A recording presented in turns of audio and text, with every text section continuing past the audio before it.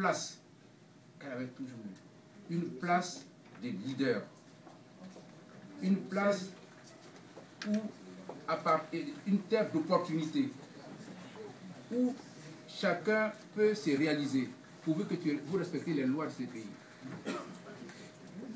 Alors, le message, c'est que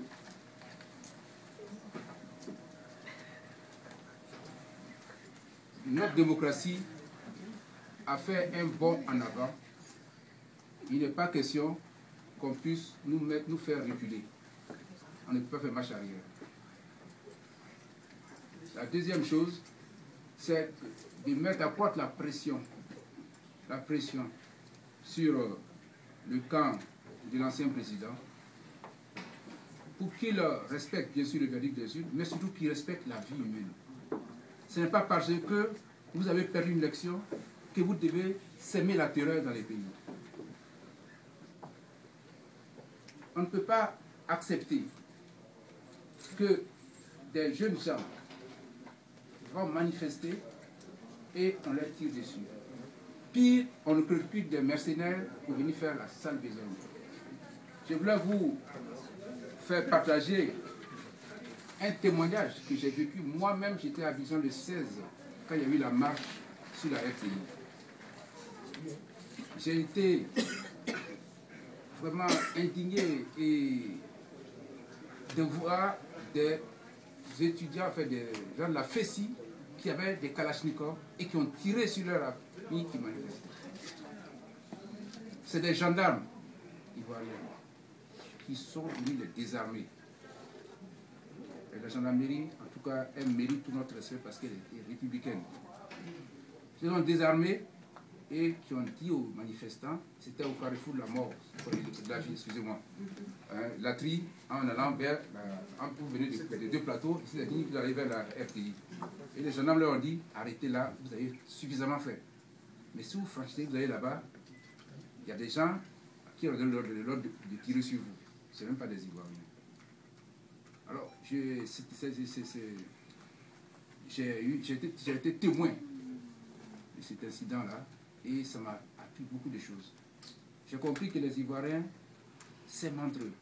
Mais c'est parce qu'il y a un groupe qui a la tête et qui s'obstine à rester au pouvoir, qui a instrumentalisé les uns contre les autres. Même ces jeunes de la FESI, je ne leur en veux pas. Ça dépend de ce qu'on leur a dit, ça dépend de l'environnement des haines qui a été fabriqué, qui a été entretenu et qui sont, en fait, ils sont instrumentalisés.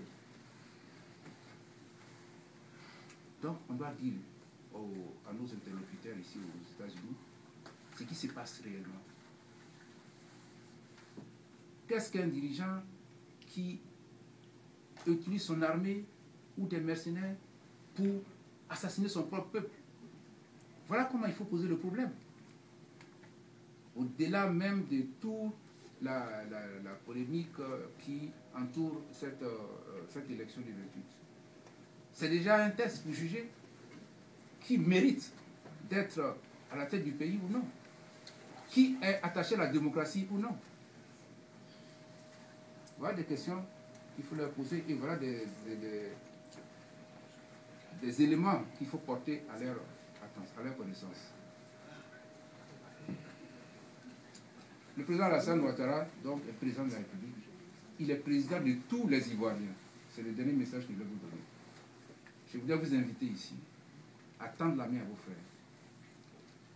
L'élection, c'était une compétition. Chacun part dans l'espoir de le gagner. Mais après la compétition, la vie doit continuer, la vie doit reprendre. Et mieux, nous devons tirer les leçons de cette compétition, de cette élection, pour ressouder notre solidarité, parce que nous sommes condamnés à vivre ensemble. Donc je voudrais inviter nos frères des LMP qui sont ici, de dire que nous sommes tous des Ivoiriens, et de leur demander de faire allégeance au président de la République, le docteur Alassane Ouattara, qui est le président de tous les Ivoiriens, qui vous tend la main et qui invite tout le monde a participé à l'œuvre de construction, de reconstruction nationale. Parce que nous avons un travail colossal qui nous attend.